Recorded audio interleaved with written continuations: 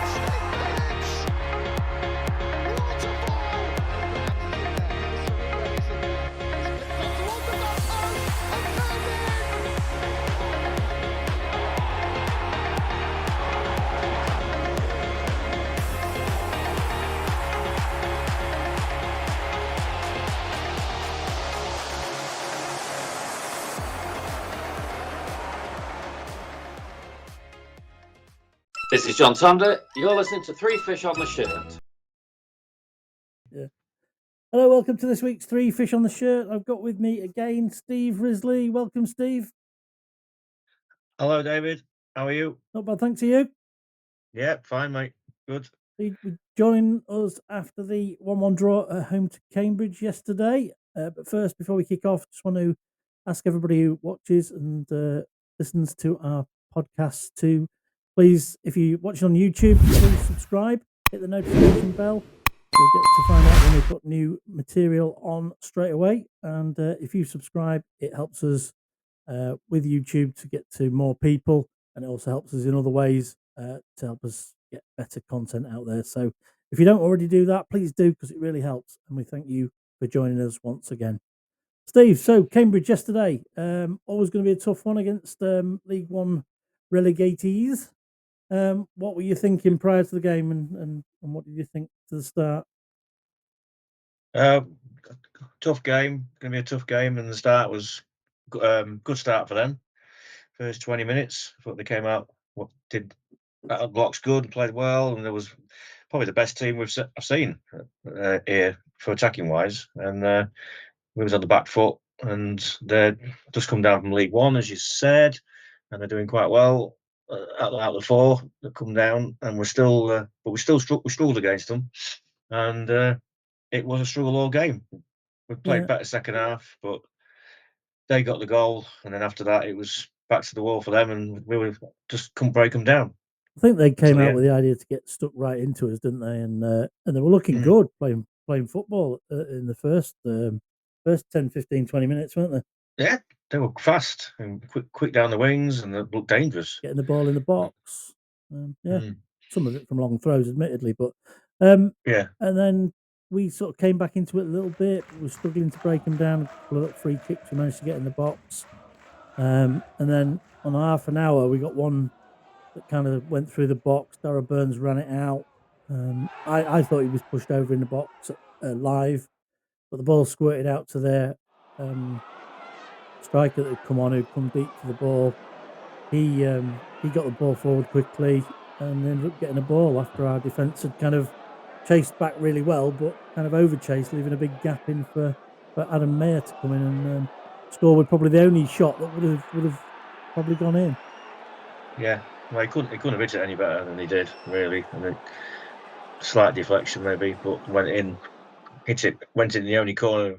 Net, it could have gone in without it, hitting any players, and yeah, it was good finish, but unlucky. And then after that, they just went all niggly and foully and wasting time, and it's a nightmare to watch for them. And I think couldn't watch that every week. If they'd have carried on like they started the game, I think they would have been okay. They'd probably, we might have been able to play our way into the game, but there's no guarantee of that, and because we were off it, weren't we? We were lethargic, we were slow.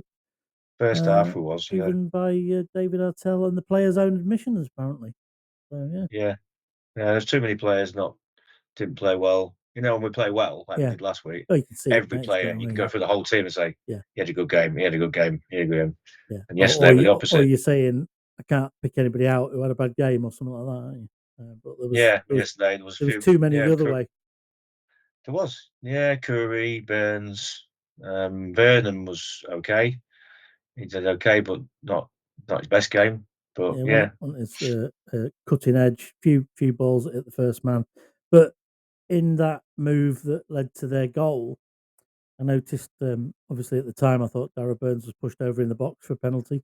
We looked back at it I at the thought he match on the phone and thought the same. I just yeah, want to run that pushed him right, through just shoved him over. because what I've since picked up in that move, there was 3 fouls. There was one, ball comes into the Yeah. box. KB is having his shirt taken off by the defender, as you can see here. And then the ball runs out to Burns. He runs across, gets pushed over, and it's quite an obvious push. That's a penalty in anybody else's book. He then gets up outside the box, and the player spinning, not even landed his standing, the leg he was launching with, knees him in the back, pushes him back to the ground. Foul number 3. And with Amaluzor in close contact, the ball squirts past him and goes straight to their striker, who gets it upfield quickly. And there you think that should have been avoided, not through necessarily our own doing, but because the referee didn't pick up on at least 3 fouls. So yeah, disappointing that. Yeah, well, he didn't pick up on a lot of stuff, and some stuff he picked up on. Well, the stuff he picked up fouls. on was, now, was it half the time? 2 players run alongside each other. I've said it loads of times before. 1 player falls over, free kick. Then somebody scythes down Burns on the right touchline.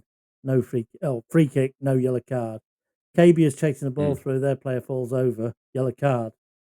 KB gets taken out and is attempted to be somebody's going to do him. Beheaded.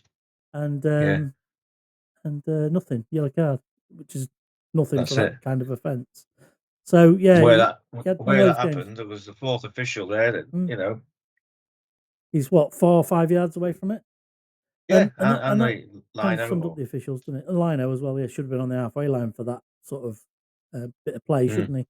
And what you end up with is the ref being crap, but by being wrong most of the time, not just like the last one, Mr. Hare, who it was just all about him. Yesterday, the guy was just wrong most of the time, and for both teams, I think probably felt like more for us. I know it's when you're losing and you start moaning about the ref, but it was just getting so and they so seem much to wrong. love it and love to carry on giving wrong and bad decisions. It was just a typical League Two game, wasn't it? It was a bit attritional, and we didn't really get going till the second half, and we started playing a little bit better. Yeah, but we're never firing on all cylinders, were we? No, too many players having off games. Subs did make a difference for us, though. Staunton, Amaluzor, Walker all made a difference. Yeah, I like Walker. Well, I like them all subs that came on. Good timing as well. They got enough time, didn't they? It was just under half an hour, I think. How often do you see like 10, 15 minutes, which is hardly anything to get into the game? At least with half an hour, you've got a bit of time to just play yourself in for a few minutes. It's not like when Hursty was here, when we'd go goal down second half or something, and then it'll be subs coming on like 85th minute or something. Now Artel makes the substitutes at the right times, I think. Yeah. And he tends to see the same game as me as well, which I like. He does. Yeah, he does see the same game. He never comes out and says like, "Oh, we really well." When he says we deserve to win that game, or we should have got the point. He's for that more game. likely to downplay a good result than anything, isn't he? I mean, he doesn't like to flag the referees off, but no. Well, I think he'd love to. That's why he said. Well, I think that's why he says half the time, I don't want to talk about the refs, because if he does, he'll have a right go. I mean, he got booked again yesterday, didn't he? Yeah. So, but one feature of this team is they don't give up. They battered away, didn't they, in the second half? Staunton was excellent, as I say. Walker was ratting around in midfield. And then we managed to get the ball forward, got a free kick, which soon took Bell and put in, caused a bit of chaos. And resulting from that, McJannet got scythed down for a pen. Yeah, which I thought at the times that the game was a bit, I'm not sure about that. If referees levelling this up here, because he's been that crap. But I've seen it back, and I can see it's a wild swipe, isn't it, with the leg? And, their players didn't moan too much about it. I think they were exasperated, weren't they? More than anything. Stuck his leg out. And then And KB off the back of 3 penalty misses, other than the Man United ones, which he scored quite comfortably. It was only against Onana, though, I guess. But, well, that's it. but put it in his favoured sort of bottom left corner, and Reese would have looked at done his homework on him, but again saved. And you thought, oh no! But sure enough, yeah, it was good. Yeah, you did a gasp on the video. It was like, what does David Artell say to his players? When you come on, be ready. Come on. Yeah. And there's Amaluzor, and in his interview after the game, he said, I just wanted to be more alive to the rebound, and knowing that we've missed some, I wanted to be more alive to the rebound than the defender, and I was. Great.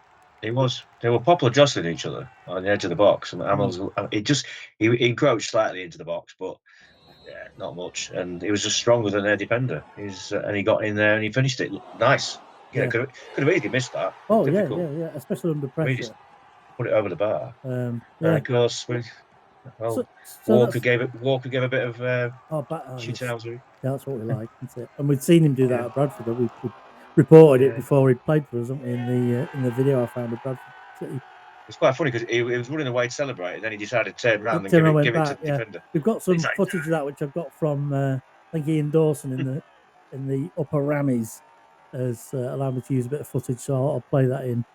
And Walker gave it to them. I don't like it up and then they were pointing to the referee. I don't know if you know, saying, "What? Look at him! Look what he's done!" And the referee's not going to do it, is he? Because he never did it all game. No, but that's resilience for you, isn't it? I mean, that's something that we've not had in the past. We'd have lost that game. How many times we said it over the last few weeks, a month? We'd have not got. We'd have drawn that, or we'd lost that. That's it. Yeah, we're now sitting on was it 8 games, 1-4 drawn, 3 lost 1. I think we would have lost that game 2 seasons ago, and then there's games like Newport game, was it? Where we last minute goal. We'd have probably drawn that or lost a couple of points there.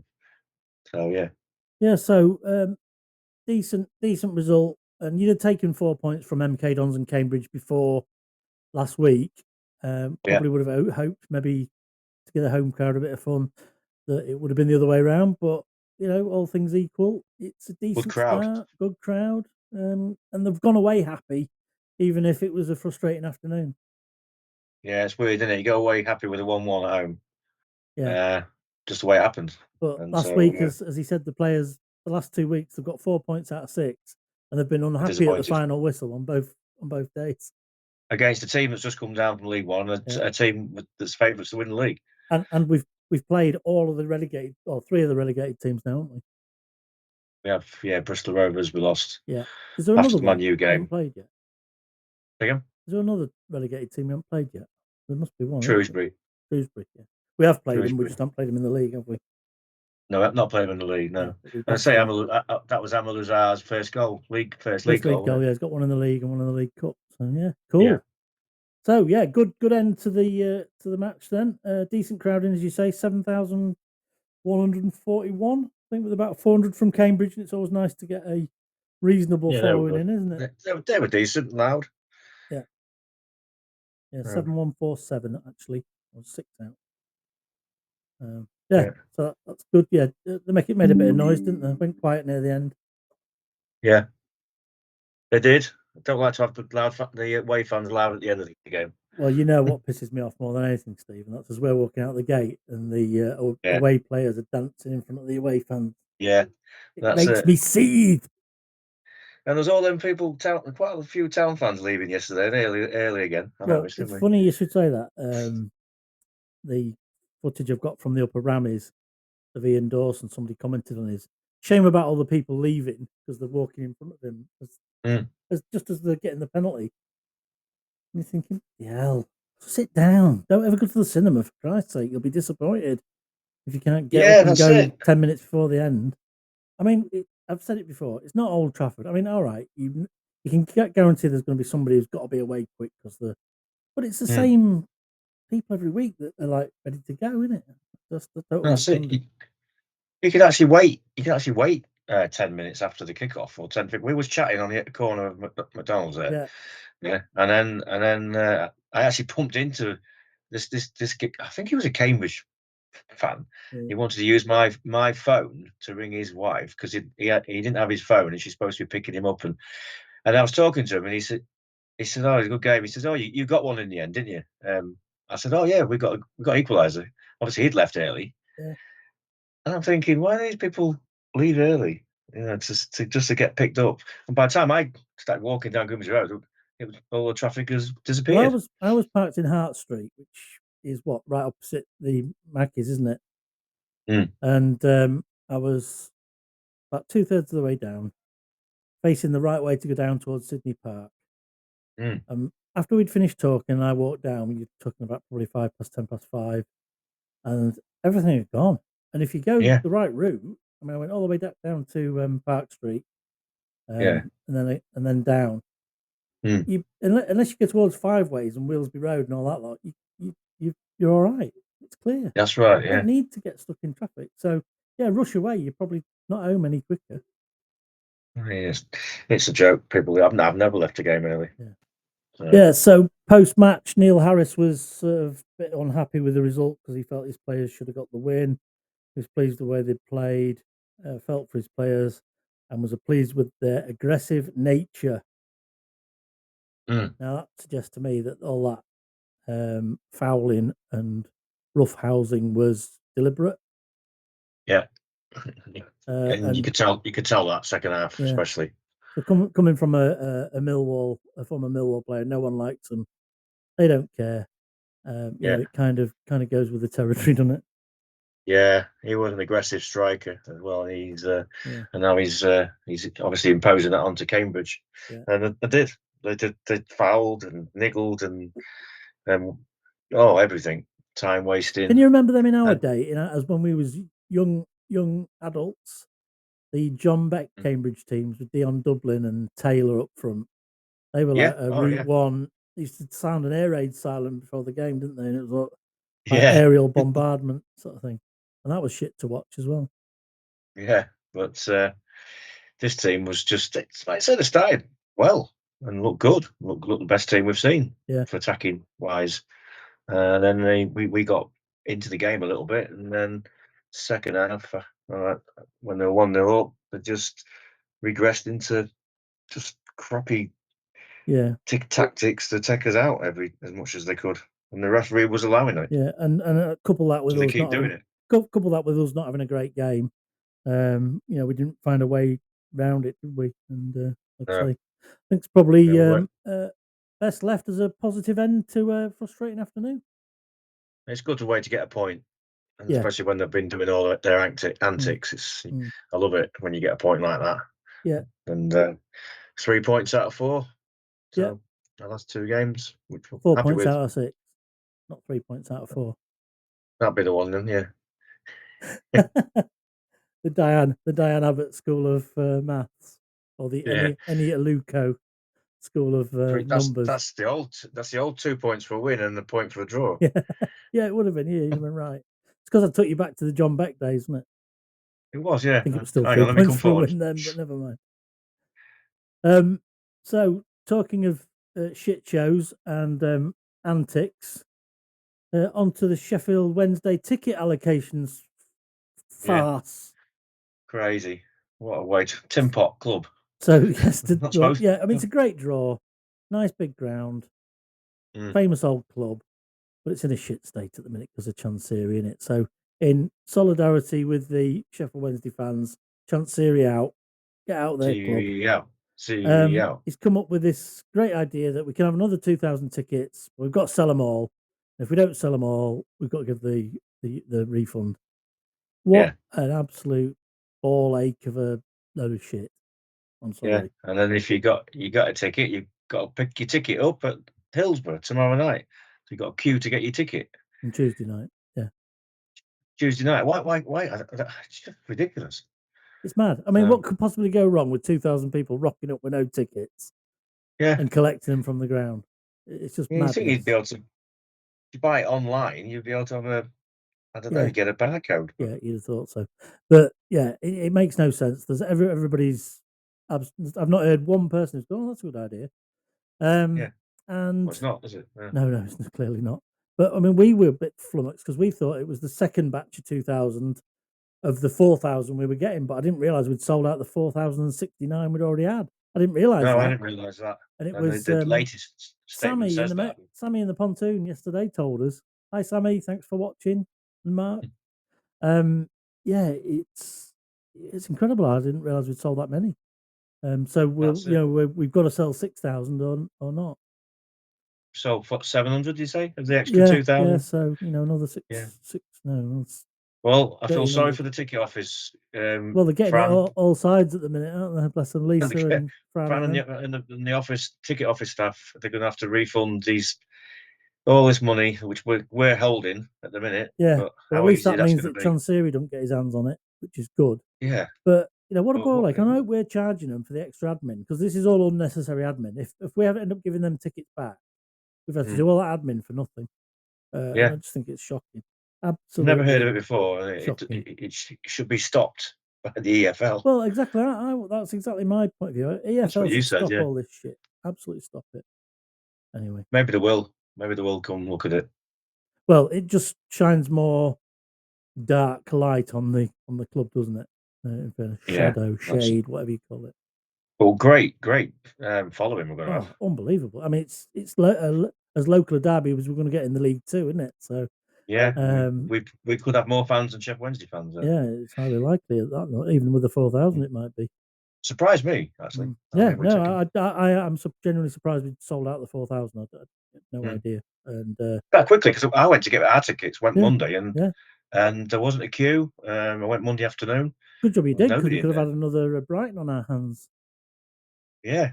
Oh God. Sorry, I've mentioned that about half a dozen times on the podcast over the years. Yeah. I think I'm less hard done to than Brad was, and I think if you're watching, Brad, we'll see you on Tuesday. Yeah, all expenses paid. Yeah, all grovelly. Yeah, it'll be, and I'll get him a ticket for the Liverpool game. So off from the disappointment of Brad not getting a ticket for the Man United game, you thought you got away with that one, didn't you? I'm sure he'll be all right. We're looking forward to seeing him on Tuesday. Hi, Brad. You're watching, and I'm sure Brad. you are watching. If you're watching, listening, love you, Brad. Uncle Steve's still grovelling. You're all right. Make the most of it. He stopped grovelling about Brighton about the week after. There's still people not letting me forget about the Man U get situation. Even my wife. There you go. What sort of uncle are you? He's getting the punishment and the ribs. We're all with Brad. Solidarity with Brad. Yeah. Anyway, moving on. Saving you blushes for one more time. Sheffield Wednesday. So it's an interesting game because they're a lot weaker than when we played them last season in the League Cup in the earlier round. They've still got players that can hurt us, but they've got a lot of young lads in there. A lot of people not knowing when they're going to get paid next. Club in turmoil. Probably from a can we give them a good game perspective, probably with a big following. We should do. I mean, they lost 3-0 Saturday to Bristol City at home, didn't they? And they got they're at the bottom of the league. We're going to have 4,000 fans there, at least, maybe more. Yeah, and we'll give them a game. Give them a game. We should. I've got to check. I mean, it'll go to penalties again, won't it? If it's after 90 if we minutes, approach the game like we have other games in this, it's like another free hit, isn't it? Really? Yeah. I think we'll go there and do it. To be honest. Yeah. Well, fingers crossed. We'll get behind them, and I mean the away following's brilliant anyway. But on a Tuesday night away in a big ground like that, and albeit it's going to be empty-ish, it'll be good for us, won't it? I think it'd be great.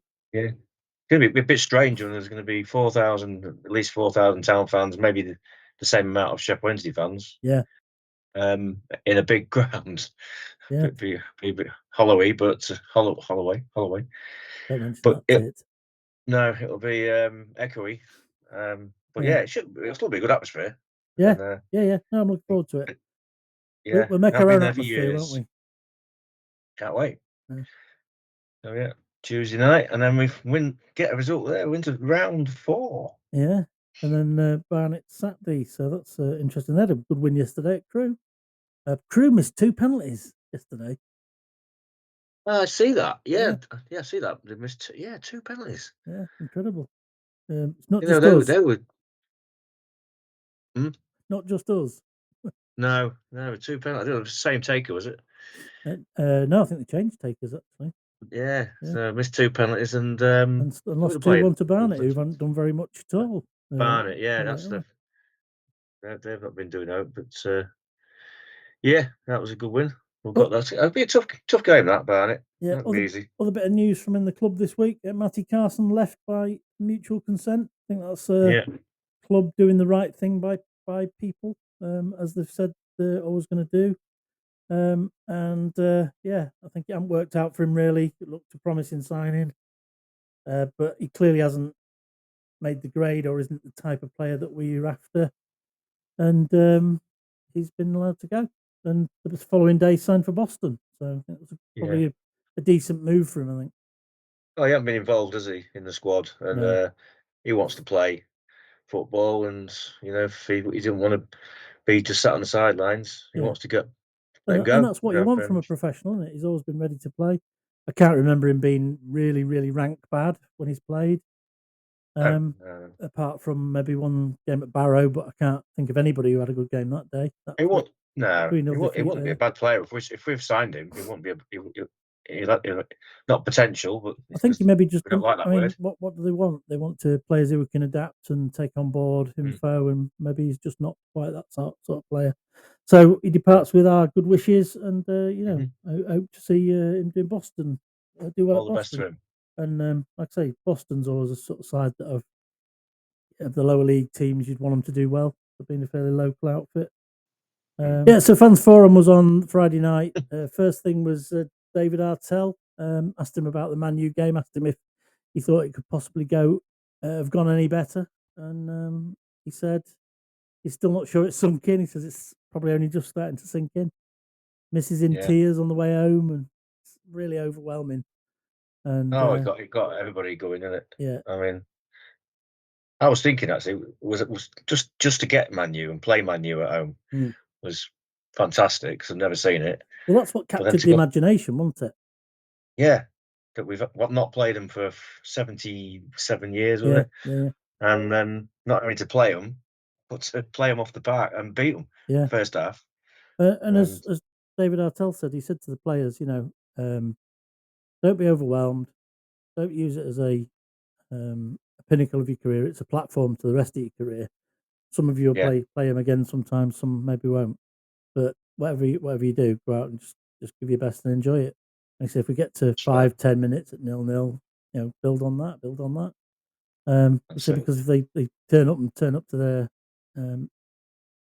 quality, they should batter us. That should be the outcome. That's right. I don't think he said that to the players, but that was the kind of inference that by rights and by quality of player, they should be able to take us apart. But that wasn't the case, and he said I stood with Sean at 5 minutes, and he said, "Yeah, it's 0-0." Yeah, great. And he said I went and sat with him at 10 minutes, and I said the same. He said, "All right, isn't it?"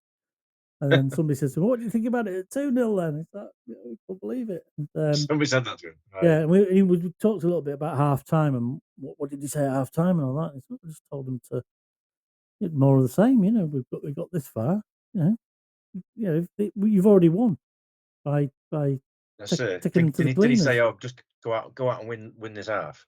No, he didn't say that, but he basically said we don't go in and interact with them to start with. We let the guys talk amongst themselves for 5-10 minutes. That's right, yeah. And then we go in for a few minutes and iron out what we're going to do in the second half.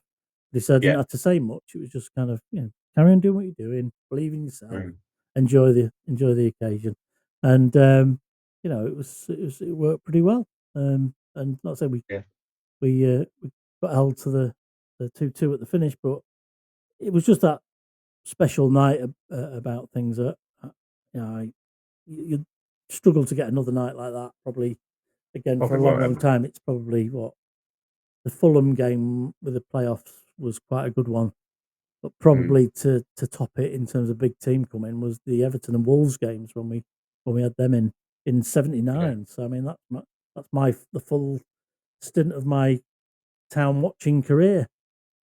Spurs game as well, wasn't it? Yeah, I didn't Three get to that boots. one. I missed that one.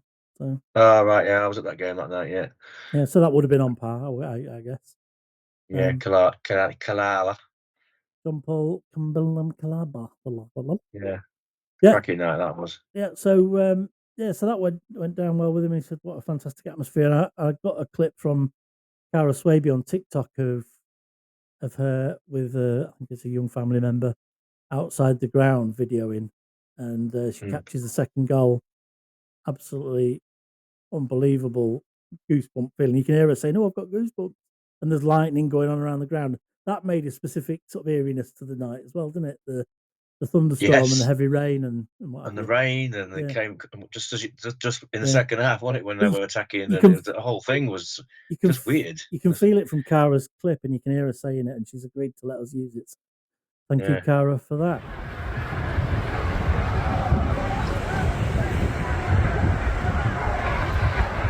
Oh, see the lightning then?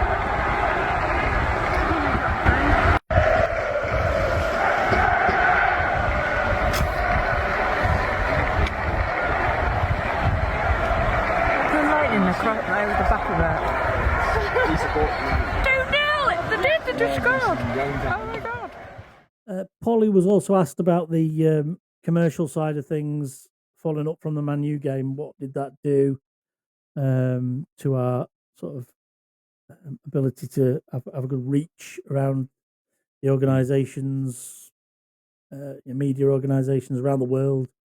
And she said something like 80,000 extra followers on the media channels, social media channels.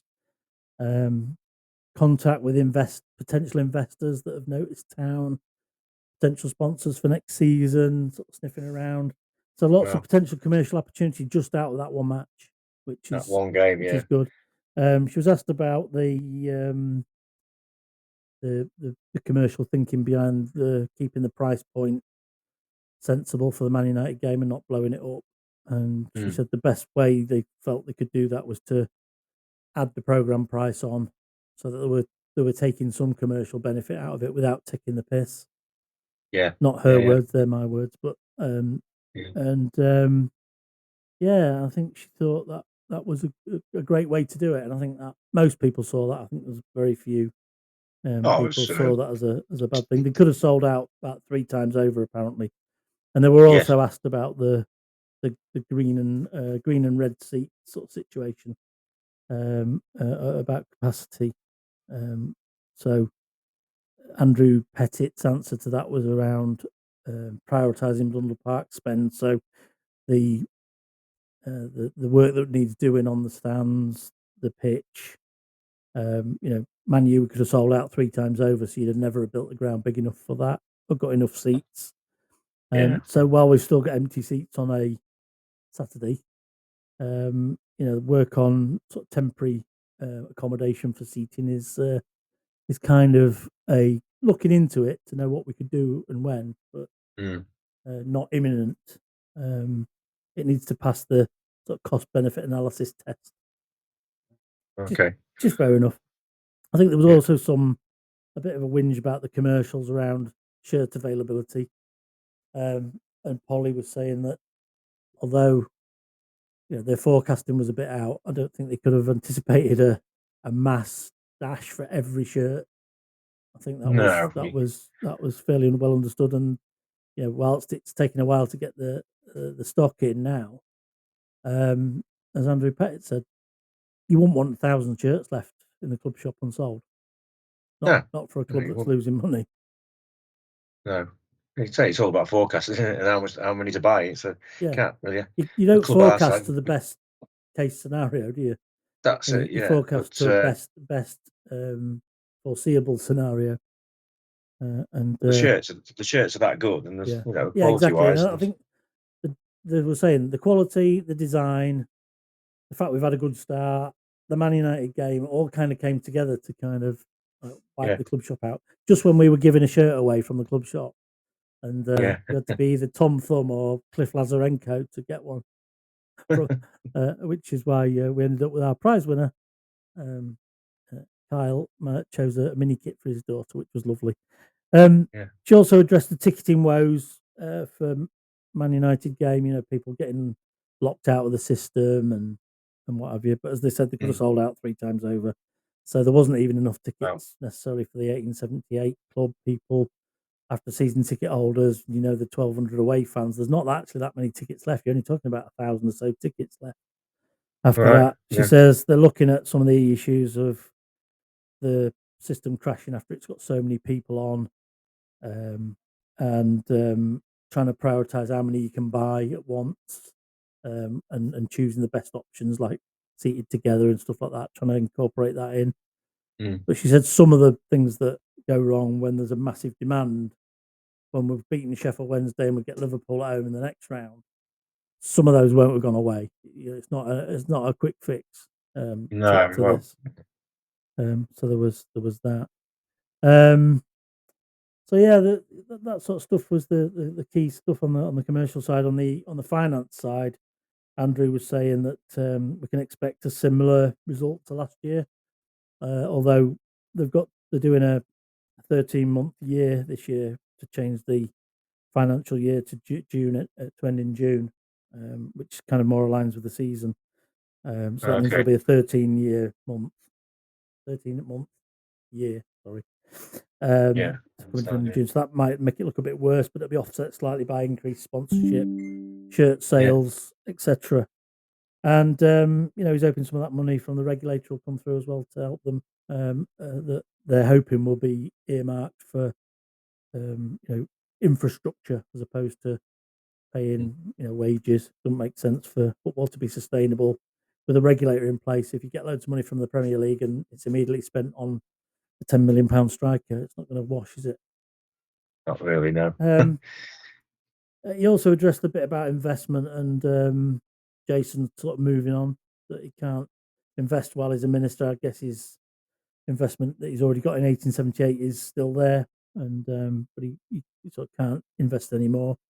Can't put any more in, no. Still going to come to games and what have you. I think we mentioned it in the last thing. Political people still support their football clubs, but I don't think he can do any more on the business side. But he said it's encouraged them to talk to increase the sort of discussions with people about coming on board, and there's some stuff that's likely to be coming to the fore soon, I think, about that. But Andrew couldn't say a lot about that until there's news, so I'll be positive. Yeah. On the training ground front, it's similar. He gets asked this question every time, and he says, "I don't want to hear any more questions about this ever again." They're just going through due diligence on a piece of land that they've gone through drawings and design.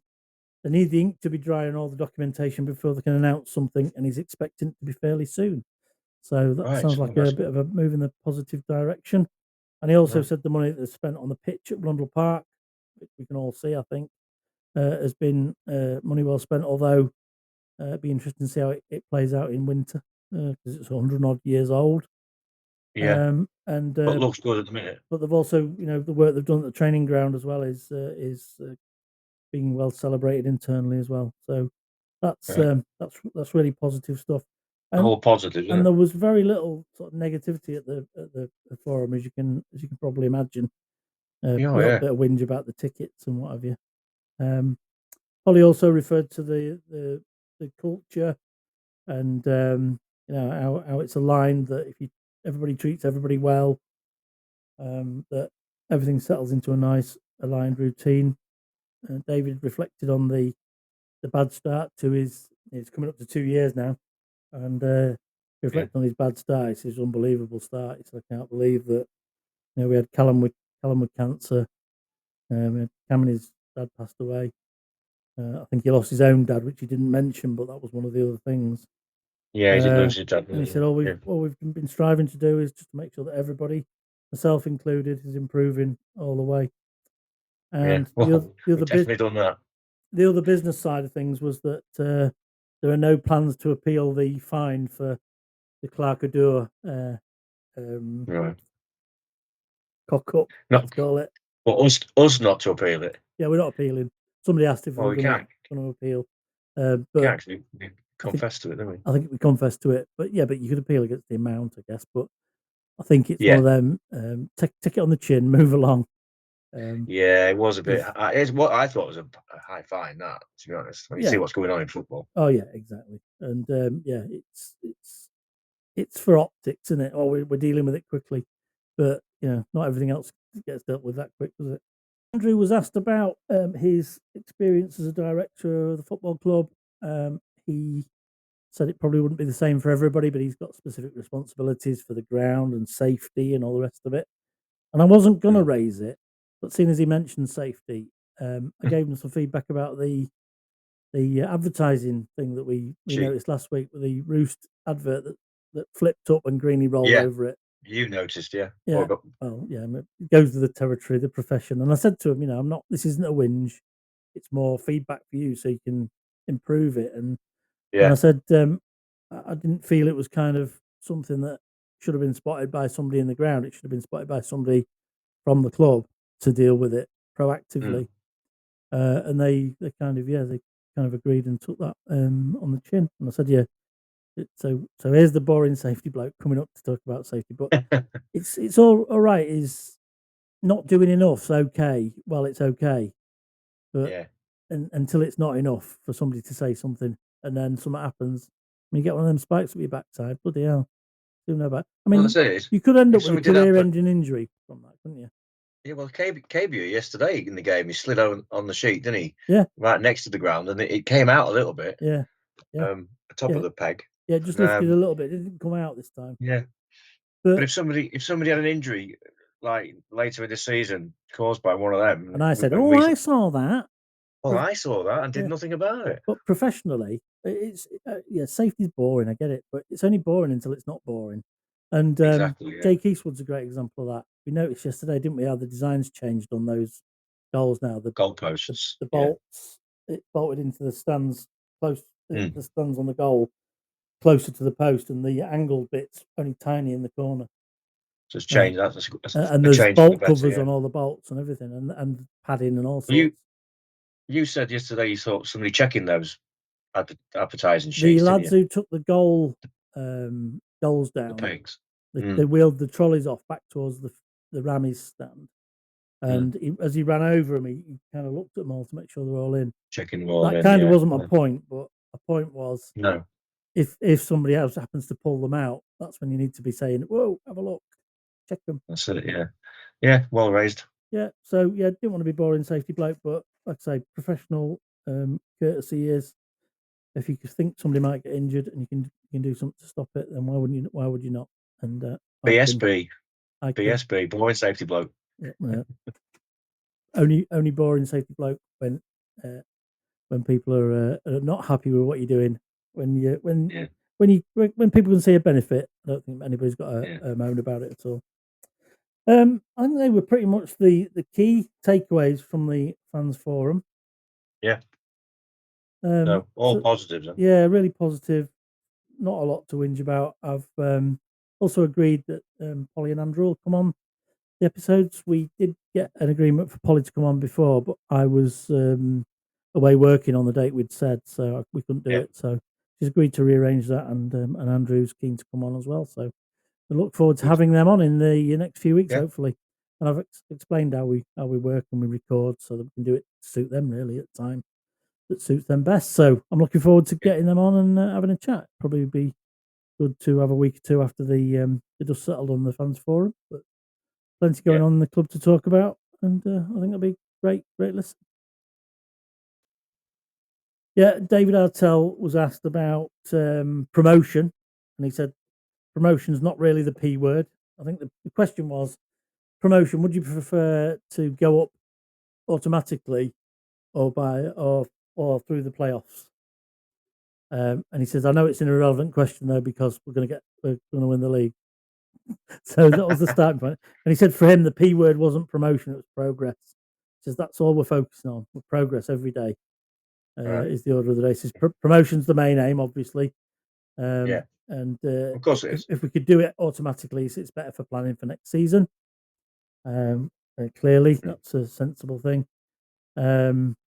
We mentioned he talked about injuries and leaving it to the competent medical advice and not putting them under pressure to get people back. Yeah. He was asked about contract extensions and people sort of putting pressure on him. Presumably, he's talking about people like George McEachran and people like that. And he says, all I'll say is we're always trying to improve. He says, whether that's bringing new players in or getting current players to stay. He says, I'm told there was a clamour for a left back that we had last year. He says, but I don't see us missing him much. So he's sort of referring to Denver to say, everybody wanted him to be re-signed, but we've improved in that area, I think. So he says, try not to panic about it. We're trying hard. There's a plan for the windows, the transfer windows. And Polly chipped in and said, we have a really clear setup of what we want to pay. And we have clear set out walk away points from a deal. So for example, we had somebody who had our eye on before the start of the season. We're asked to pay way too much. So we said, thanks very much. That's not for us. And we already had another target because of the Jamestown data. So they moved on real quick. And they've got it's all planned, isn't it? So there's not going to be a fallout between her and David about, I want this player. They've all agreed what the walkaway point is, which is really good. That's good because then you're not being held to ransom. Exactly. He was also asked about Greeny's improvement, and he said, I think it was a bit unfair the stick he used to get. I mean, we all said he was a bit limited. I think that was pretty fair, but he said he used to get a lot of stick, but he was the player that was playing every week, a bit like Harry Maguire. He said, and he said gets lots of stick, but he's playing every week, and he said the problem with him was he says he couldn't receive the ball off a defender. He was playing as a deep midfielder, defensive midfielder. And he said that wasn't his top skill. His top skill is running forward really quick. He said, so we've changed his role around to maximise that and limit his exposure to the other bit. He said it's not that hard. It's not rocket science, but so you can see the results. So that's down to our talent. He also talked about the halftime team talks and the 5 to 7 minutes of no contact with the management team. And as I said, Man United was really only just sinking in. And he was very, very defensive of Ruben Amorim and all the stick he gets as well. The head coach union is in full effect. Yeah. Well, don't criticise my buddy. I might get a job there one day. You never know. So, Steve, I think you've got some injury updates. It was unchanged yesterday, but the bench was changed. Rosie wasn't playing or involved. You got a bit of an update on that? He's had an injection in the week, so hopefully that's going to be beneficial. Of David Arteta, it's a waste of a needle, but he's had an injection, so he couldn't play yesterday or be involved. And Giza Churi wasn't involved because he's away on international duty with a lot of travelling. Cam come back from Scotland with an injury by all accounts, hamstring injury. He's very frustrated apparently. He had a scan, didn't he? And was sort of, I think, inconclusive was the words. So he's having another scan to see if he. Hamstrings get quite a bit of pain from not very much damage, but it's one of them ones. If you play on damage, you can fuck it up quite badly, can't you? Yeah. So I think there was a bit of the original scan wasn't agreed what was looking at. So having another one. So not too bad on the injury front, really. And he was saying that Sam Lavelle, and Sven Thorson and the likes are Gilson and on the grass. Let's say he said, and he said, I know that because they're training on the pitch opposite us. I mean, obviously they must talk, but there's a distinct feel to knock that pressure off them, which is good. Yeah. Quick whiz through the results from yesterday, then, before we wrap up. So the two early games was Accrington 1, Colchester 0. So Colchester having a bit of a struggle again. And they had a man sent off for quite a nasty a nasty challenge on the keeper. It was actually former Loney Mariner Awara Edwards late on as they were pushing for an equaliser. Crawley beat Cheltenham 2-0. Harry McCurdy scored both those goals. Second one was a pen. I didn't think it was much of it was a soft pen they got, but nonetheless, it was given. Bristol Rovers 2, Barrow 1, 4 wins in a row, I believe, for them. Josh McEachran scored with a cross-come shot. He said I saw that. it was actually a cross. That was his first goal in 7 years. Something like that, yeah. He's that's what I said, yeah. got a second a few minutes later, about 12 minutes later. Cavan got a second, and Barrow, who were pretty poor by all accounts, managed a goal on 69 to make it a bit squeaky bum for Bristol Rovers, but they weren't able to convert that into a point. Chesterfield 1, MK Dons 1. So MK Dons went ahead in the first half, and Tom Naylor at Chesterfield managed to get a point from in the 86th minute. MK Dons, they've only won 1 game in 5. Yeah, and they're and we've helped that particular cause. We held that start, yeah. Crew's early promise. We predicted a good start from Crew with a drop off. Don't think I was expecting the drop off to be quite so quick, but they got beat home by Barnet yesterday, who've not done a lot prior to this, other than create some spectacular goals against themselves, like namely the Fleetwood game where the goalie pretty much gave away a couple of goals. Missed 2 pens. Yeah, Crew went ahead. I think there was an equaliser. They had a penalty to make it 2-1, but missed. Put a different penalty taker on. They got a second penalty. He missed, and then Glover scored at the end for Barnet for a bit of persistent play. So good win for Barnet. Bad for Crew to lose like that, especially having the chances to win it.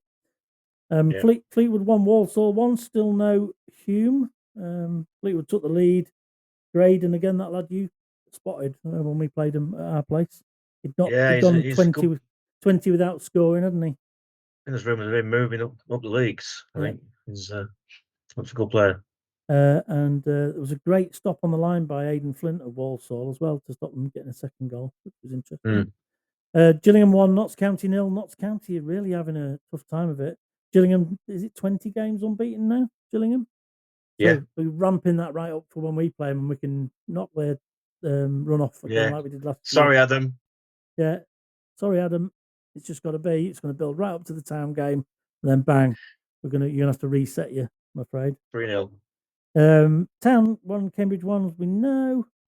Nice to see another late goal. They're always nice, aren't they? Oldham 1, Bromley 0. So their first win of the season, I think it was. Fondop Talum scoring their goal. Shrewsbury 1, Salford 3. Shrewsbury's terrible start to the season continues. Sam Clucas for Shrewsbury and Udo and Woodburn for Salford. Swindon He used to play 3. for Shrewsbury, didn't he? Yes, he did, yeah. Swindon 3, Harrogate 1. Ollie Clark for Swindon. And Drinnan scored 1 in the second half. And a winner, third in the 90 plus 1 minutes. That's 5 wins on the trot for them. And Jack Muldoon had put them in front. So they're 6 wins and 2 defeats. And Tranmere 1, Newport 1. Tranmere nearly put Newport to the sword. Should have done. Had some great chances. Amari Patrick missed a couple of good chances. And Courtney Baker Richardson equalised late on for Newport. So that's the results for yesterday. So what's that done to the league table then, Steve? Swindon are top with 18 points from 8. 5 wins on the trot now. Gillingham. So 6 wins and 2 defeats, is that for them? 6 wins and 2 defeats, yeah. Swindon, so Gillingham have gone to second, undefeated, on the unbeaten. same points, aren't Same points, but won 5, drawn 3, lost none. Salford are third with 16 points. Walsall, same points, fourth, and then Town of fifth with 15. Yep. Played 8, won 4, drawn 3, lost 1. Unbeaten away from home. Chesterfield is 6th, just behind us, 1 point behind us with 14. And then the last playoff place at the minute is Bromley with 13 points from 8 games. Same as Crewe. Crew's gone down to 8th. Yeah, Crewe drop out the top 8. And I think Yeah. we're getting to the point now, another couple of games, you start to see the table taking shape. 2 more games. What about bottom? Rock bottom, Cheltenham. What did they do yesterday? Cheltenham? Lost at Crawley. Yes. So they've only got 4 points from 8 games. Then it's Shrewsbury, 5 points. Second from bottom. Newport are third from bottom on 5. Barrow, fourth bottom with 6 on the same points of Accrington, who are just above them. Yeah. And Colchester, Yeah. 19th position. Well down there. They've only won 1 game. Yeah. Incredible. There's only Barrow in that bottom 6 or 7 that have won more than 1 game. Incredible. Yeah. So, That's table's it. starting to take shape. It'll be interesting to see where we are after the next couple, because we've played quite a few of the tough sides, haven't we? The ones that have come down and the ones that have spent a lot of money, like MK Dons, Bristol Rovers, and the like. So, in Cambridge, one of the teams coming down. So, we've had some tough matches. We just need to keep going, keep believing, and see where we go from there.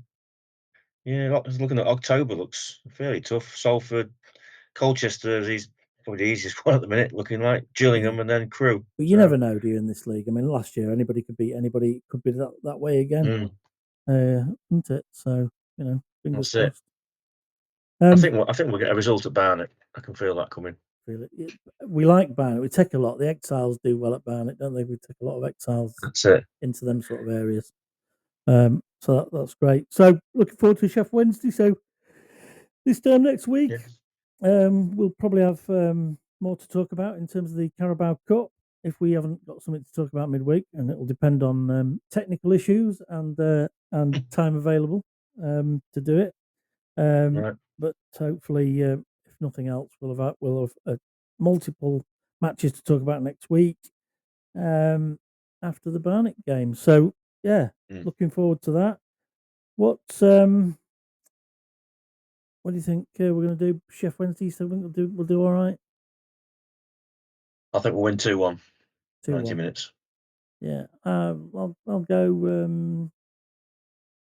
I'll say I think the same. I thought 3-1's pushing it a bit. Either that or 1-0. I don't know if he'll rotate the squad a bit. Maybe I don't know. We will see. It's going to be a difficult one. He might start with Amaluzor, maybe. I don't know. It remains to be seen. We shall see. It depends on how people are feeling after yesterday's game, the kicking and that went on. It's a shame. We have got a couple of players out, haven't we, with Rose and Gardner. It'd be interesting to see if KB has got any marks on him from yesterday. Yeah, because looking at striker-wise, we could be struggling, couldn't we, if we lose KB? Yeah. Overall, though, positive time to be a Town fan. Oh, yeah. And on that note, we shall end.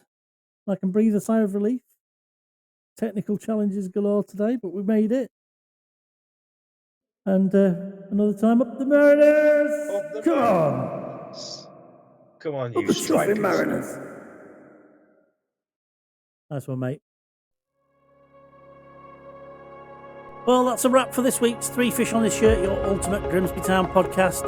Thanks for tuning in and being part of our community, whether you're watching on YouTube or listening on Apple Podcast, through Amazon, Audible, Spotify, iHeartRadio or Podchaser, or anywhere else you get your podcasts from. If you're loving what we're doing and want more match analyses, in-depth discussions, exclusive interviews, then just hit subscribe. It's completely free and it helps us grow to bring you even better content, and it keeps that Mariners conversation alive. If you want to listen on the go, just ask your smart speaker to search for Three Fish on the Shirt, Grimsby Town Podcast, or find us at any of the podcast locations we've already mentioned. Drop a comment, leave a review, and share the pod with fellow Mariners, because football's always better when we talk about it together. Until next time, up the Mariners!